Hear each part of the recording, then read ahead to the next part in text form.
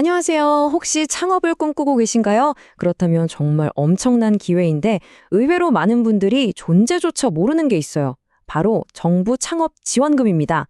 지금부터 제대로 준비해야 내년에 수천만 원, 많게는 1억 원 이상까지도 받을 수 있는 이 제도의 비밀, 오늘 한번 제대로 파헤쳐 보겠습니다. 요즘 이 말 정말 핫하죠?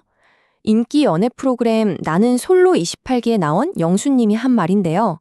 바로 이 한마디가 오늘 우리가 나눌 이야기의 시작점입니다. 이 숫자가 대체 뭐냐고요? 바로 영수님이 운영하는 회사 메디프레소가 받은 정부 지원금이랑 투자 유치액을 합친 추정 금액이에요. 업계에서는 정부 지원금만 해도 한 20억 원쯤 될 거라고 보거든요. 와, 정말 어마어마하죠. 이 엄청난 자금이야말로 오늘 우리가 알아볼 창업 지원금의 잠재력을 제대로 보여주는 겁니다. 자, 그럼 이런 생각 딱 드실 거예요. 에이, 저렇게 좀 알려진 사람이나 받는 거 아니야? 절대 아닙니다. 사실 이건요, 무슨 특별한 소수만을 위한 시스템이 아니고요. 좋은 아이디어와 열정만 있다면 많은 예비 창업가들에게 활짝 열려있는 제도예요. 근데 진짜 안타까운 게 뭔지 아세요? 많은 분들이 이런 지원금이 있다는 사실 자체를 아예 모른다는 거예요. 적게는 1,000만 원에서 많게는 1억 원이 훌쩍 넘는 지원금을 받을 수 있는 기회를 그냥 모르고 지나치고 있는 거죠. 자, 그럼 이제 아마 가장 궁금해하실 부분일 텐데요. 바로 이 돈 갚아야 하나? 이 문제입니다. 많은 분들이 에이, 정부 돈인데 뭐 결국엔 갚아야 하는 빚, 그러니까 대출 아니야? 이렇게 생각하세요. 실제로 이 오해 때문에 엄청난 기회를 그냥 포기하는 분들이 정말 많거든요. 과연 진실은 뭘까요? 자, 이 표를 보시면 그냥 한 번에 딱 정리가 됩니다. 정부 지원금과 정책 자금은 완전히 다른 거예요. 정책 자금은 이자가 좀 쌀 뿐 결국엔 갚아야 하는 대출입니다. 하지만 정부 지원금은요, 말 그대로 지원이에요. 상환 의무가 없는, 그러니까 갚지 않아도 되는 돈이라는 거죠.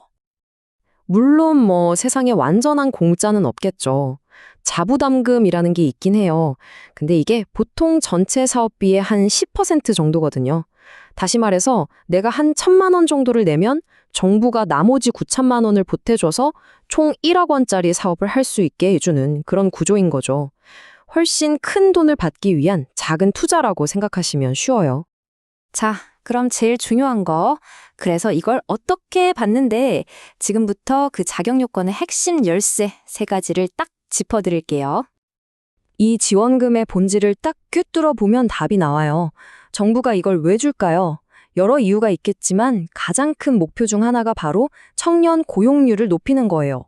스타트업 하나가 잘 크면 새로운 일자리가 막 생겨나잖아요. 바로 그걸 노리는 거죠. 그러니까 사업계획서에 우리 아이템이 이렇게나 좋습니다. 이렇게 돈을 벌 겁니다. 이것도 당연히 중요하죠. 근데 진짜 심사위원들의 눈을 확 사로잡는 건 뭐다? 바로 우리 회사가 성장해서 몇 명을 고용할 수 있는지에 대한 구체적이고 강력한 계획입니다. 이 부분이 결정적인 포인트가 될 수 있어요.